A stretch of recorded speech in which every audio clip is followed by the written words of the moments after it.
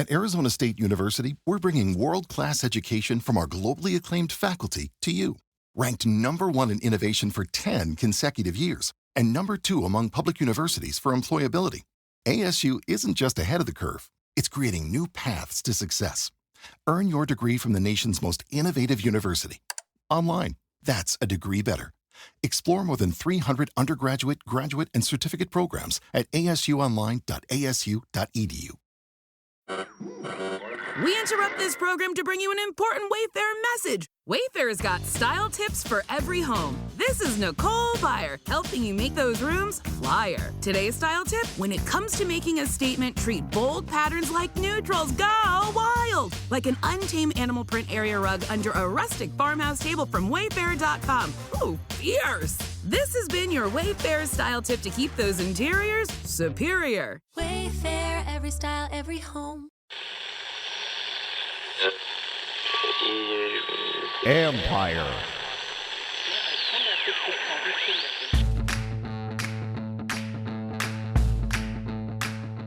The Commanders are 4-1. Enjoy it, folks. Hello and welcome to my podcast. Do me a favor, subscribe to the John Kahn Report wherever you get your podcasts. If you're watching on YouTube, hit that like button, hit that subscribe button. You can find us there as part of Empire Media, AMPIRE. Always much appreciated when you tune in. And don't forget, you can read my work on ESPN.com. I have a story up now about the Commanders' 34-13 win over the Cleveland Browns. That'll be up on ESPN.com. Just about, folks, it's different here, and the players know it. So anyway, go read that. And by the way, don't forget, Tuesday night, 7:30 Eastern time with Bram Weinstein, the voice of Commanders, and I for the live stream. Join us there. And also have another game review Tuesday morning. So folks, it's starting to get fun. Tune in for this stuff and start to revel in it because this is a good team. Now, there's a lot to talk about with this one. I'm going to start with the fact that this team has created a home field advantage. And this is one of the first times you really start to see it where you could really start to feel the energy. Dan Quinn talked about it on the 66-yard pass to Terry McLaurin. Sam Cosmi agreed that was as loud as he's heard since he's been here. This is the way it's supposed to go, folks. You guys create the energy, but it has to start with their play. You can't do this for them if they're not doing it for you. And that's what's starting to happen. And this is why players, I think, are really, really starting to enjoy, they're having as good a time as any team I've seen, but maybe in a long, long time since I've been on this beat. I haven't seen a team that plays as together as this one does, or that plays for one another like this one does. And you go back to the Joe Gibbs era, and the thing you always heard is how much they played for one another. And you see that now. Just the energy they bring in. There's a lot that stems from Dan Quinn. I'll get to that in a few minutes. There's a lot that stems from Jaden Daniels, of course, in his performance. But I also think there's a lot to do with bringing in the right guys and knowing how to create the right atmosphere. And that's what they've done. It all has swirled together to combine to put this team at 4-1. Yes, 4-1 going into next Sunday's game again at the Baltimore Ravens. And folks, this is a question I'm going to be asking this week. Is this the best offense in the NFL? I mean, this was a really good showing against a good Browns defense, despite the numbers they put up, despite the points that get scored against them. That is a good defense. And we saw the problems that they created early in the game and what Washington did to still produce. That was impressive. In the old days, this is a 13-10 kind of win, 17-13, whatever it is. Not today. This is a different era because this team is different. Number 5 can take credit for that. There's so much more that goes into it. And again, I'll get to some of that in a minute. Some of the stuff that Cliff Kingsbury's calling.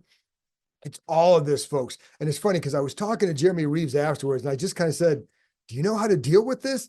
And he's like, bro, I was just talking to Jeremy Chin saying, like, I don't know how to process this.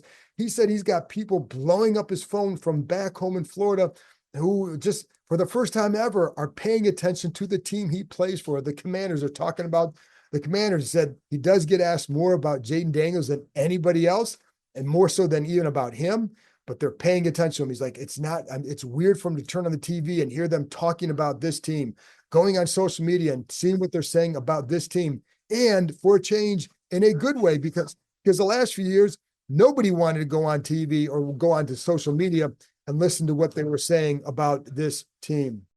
But folks, That's what's happening now. And that's, again, what Jeremy Hughes said. He's been one of the longer tenured guys here since 2018. You have Tressway here since 2015, the only player who's played on a winning team in Washington. So that's currently on the roster. So actually, you know what? Jamison Crowder is as well. So I forgot about him, but right now he's on IR. So there you go. But the bottom line is it's a new day. And I think you're starting to see that. Now, let's go to the fact that Cleveland is not a good team. That offense is not any good. And their quarterback is having a lot of struggles. I did tell you that Deshaun Watson had been incrementally getting a little bit better. And I felt like did a decent job against the Raiders. He was not the reason they lost the previous week. But Washington made him look really bad. And that's what you do against a team that's struggling. As we know, the Commanders have not had a great defense this season or even last season. All those changes, and they did make improvements last week. They saw more this week. And sometimes it's just a matter of building that confidence. Yes, they play a high-powered Baltimore offense next week. That will be a major struggle. But I don't know that whatever happens in that game, it's going to change the confidence I think that group is starting to get. So, yes, that'll be a great challenge. This was not necessarily a great challenge, but it was a really good game that the defense played. Those things can both be true. Cleveland has a bad offense. The Commanders did not let them get going at all. And so, even in a sudden change at the start of the second half, they kept them out of the end zone. That was key. Now it's 24-3. You get a touchdown there. I don't think it necessarily changes who wins this game by any means. However, it does make things more interesting. And the fact that they kind of bowed up and after a turnover and held them to 3 points deep when it was deep in their own territory, that's a good sign. They did a really good job on the run, 7 sacks. So I think is there more to prove there? Of course, it's hard to say that after the Browns, watching the Browns offense, there's just not a lot that they're threatening you with. And again, the quarterback has no rhythm. The line is a mess, but they did what they were supposed to do. And what would you rather have? Like a game was like, well, Cleveland's offense isn't very good. Or would you rather say like, geez, even Cleveland's offense could do this against them. They did exactly what they should have today and then some, because 7 sacks is way above and beyond, right? And they did what they should have done against that team. 212 total yards. That's really good. And so in 2 games, they've now given up 27 combined points. That's impressive. Here's the other stat that you should know. So in the last 2 weeks, they've won back-to-back games by a combined 49 points. The last time they won back-to-back games by 20 or more points was 1997. There's a lot of things that are going back first time 4-1 since 2008. So there's a lot of things. Jaden Daniels, the first quarterback in history to start his career in the first 5 games and throw for more than 1,000 yards and rush for more than 250 or more. So here's another one. Washington's the first team since the AFL-NFL merger in 1970 to score 150 or more points in the first 5 games with a rookie quarterback. So it just continues that up. So if there's anybody out there that still says, well, they haven't done this or that, well, okay, they're 4-1. Did you expect it? No. Can they get better? Yes, because this is one of the things that I like about this team. Every guy was like, Jaden Daniels in his press conference talked about there's stuff we left out on the field. He's like, we have to improve. You hear that from, whether it's Sam Cosmi, Austin Eckler, Terry McLaurin, all those guys would talk about the same thing. Yes, they're excited, but they're not sitting there saying like, oh, we've arrived. I think they understand, like, as someone close to Jaden Daniels told me recently, he didn't come here to go, this is about a week ago, he didn't come here to go 3-1, right? That's not the goal. So like, yeah, okay, it's great that you have to get a good start, but the goals are a little bit higher than a 4-1 start. And I think that's important to note as well, because I do know that there are teams in the past that did not handle it as well. Sometimes it's because they're just not that good. They don't have the same quarterback play. Like if you had a worse quarterback out there today, that game could go different. And we'll get to that in a minute. But I remember back when the last time they started 4-1 was 2008 with Jim Zorn. Well, that team started to assume they were a certain team. I remember one time being outside for an interview and watching Clinton Portis talk to a teammate. He's kind of interviewing a teammate for some in-house thing. And he just started saying championship, just kind of say it in that kind of tone. And it's like, okay, they're excited, but it was mid-season. So my point is like, there were some guys that certainly then that felt like they were going to a certain place, because they were playing. And I think Jim Zorn felt like he had all the answers as a first-time coach. That's not how this team is. This team, you have Dan Quinn talking about areas they can improve while also praising and grasping onto the now and saying like, yes, that was good, but this is also what has to happen. So I think there's just a lot going on with the mindset. I even said this after the first game. I like the approach that he took after the first game, the loss against Tampa. I like the approach he took after the second game. Yes, you won the game, but yes, there's a lot more that has to be done if you want to get to this level. Hey, it's Bram Weinstein here, voice of the Commanders, and of course, frequent guest of this podcast, The John Keim Report. I wanted to let you all know that my show, which airs at 11 a.m. to 12 p.m. on ESPN 630, is now exclusively produced by Empire Media, my company, and is going to be distributed through our network. So I'm asking you, please, if you subscribe to this show and love this show, give mine a try as well. Subscribe to the Bram Weinstein Show wherever you get your podcasts, and many of the shows and many of the elements that are in the show will be available on the Empire Media YouTube channel. We're going to talk a ton of Commanders and other DC sports. Check it out. So, and I went back and I said earlier about them playing for one another. One of the things I liked too in talking to Terry McLaurin after the game was just how he brought up De'Ami Brown. I kind of felt bad for Brown because I wanted to talk to him, but he dresses right next to Terry McLaurin's locker. And McLaurin's getting dressed the same time as Brown's getting ready to leave. And I got to get to McLaurin, right? Brown gets out of there without anybody. I don't know how many people talk to him. He deserved to be talked to today. And I want to go up and talk to him on Wednesday just to get some insight into his game and what he saw. But I like that McLaurin singled him out and said, that how happy he was for him because he's been on a tough journey as well. And he went out and had a huge game, a big game, nice touchdown catch from Jaden Daniels. So that's the kind of stuff I'm talking about. Guys will single out someone else other than themselves just to kind of pass along that credit and keep that team bond going. So I just think that there's a lot of positives going on. Listen, you look at, I brought up, Frankie Louvu, right? 2.5 sacks, fumble recovery, Bobby Wagner, 1.5 sacks. Guys that were brought in the offseason to do exactly what they did today. Louvu is an energetic beast out there. I mean, that's the way he plays. I mean, he brings so much energy. He's so strong. He's tough. He's got all that going for him. And you saw that again today. And Dorrance Armstrong, another good game, another sack. Tyler Biadasz has made a big difference at center. Nick Allegretti at guard. So there's a lot of other guys besides Jaden Daniels who have come in and contributed. Mike Samerstill continuing to get better. We've seen every game, you're seeing a big hit by Samerstill. You're seeing some big plays or a breakup by Samerstill. So that's the stuff that's taking place.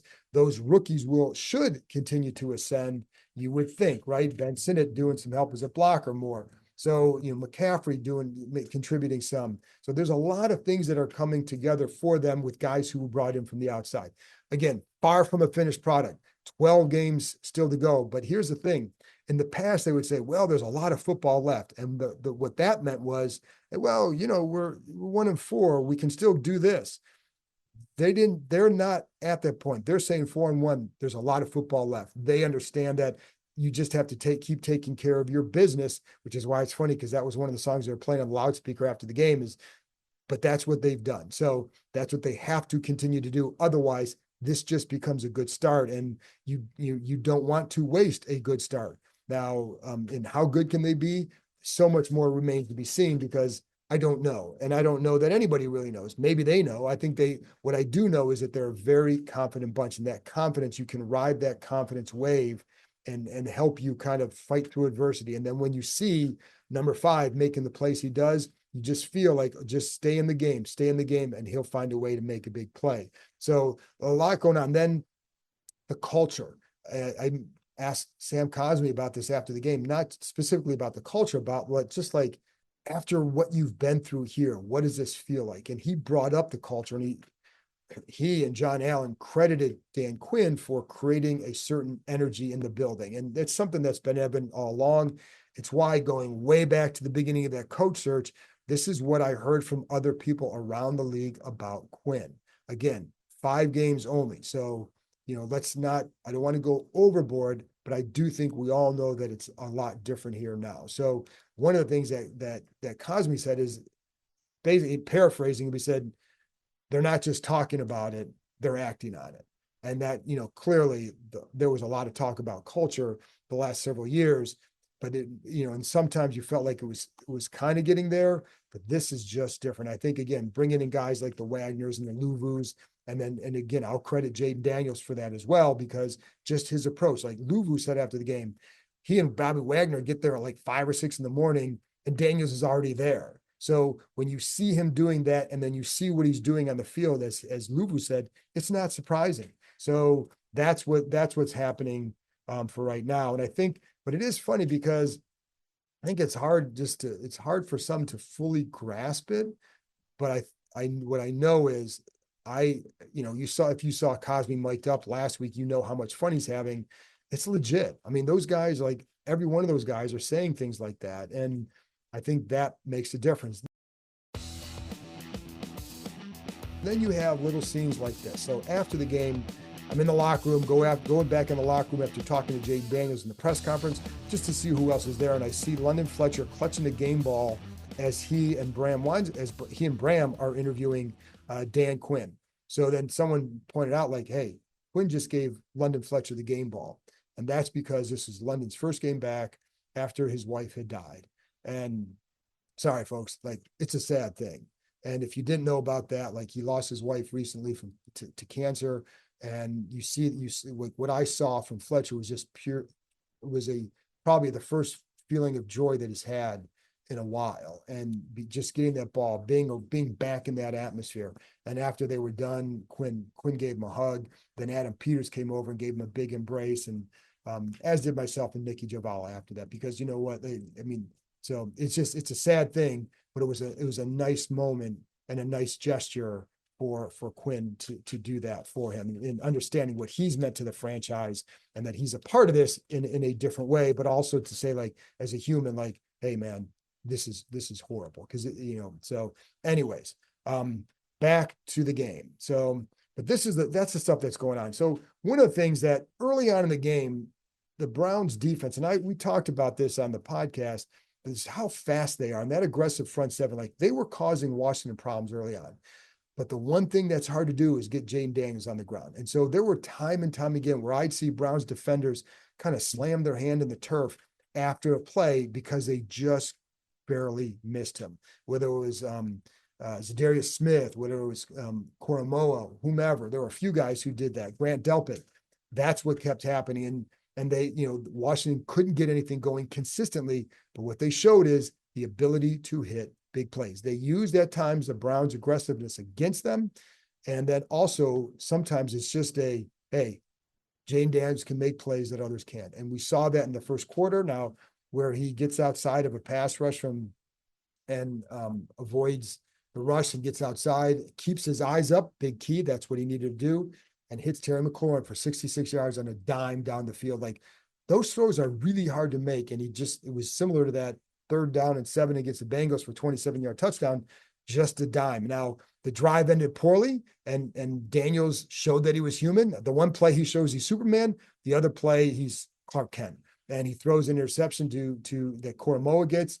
Okay, but then they come back, the defense forces a 3 and out, and Washington just starts to take control. But again, going back to that Browns defense, they did a really good job of creating negative situations for Washington, and it forces you to just don't make the killer mistakes, right? And don't give the ball deep, don't give the ball to them in your own territory, because that's where it could get problematic. But they kept hitting the big plays, and the Browns, after that play that to McLaurin, and even Dan Quinn said, like, because of that, like, he felt like they had to start when Daniels would roll, they'd really have to plaster on their guy, because the fear was, would he hit that guy? And that's what he did. That's why they've worked so much and emphasized so much keeping your eyes upfield, because this is the result of that, right?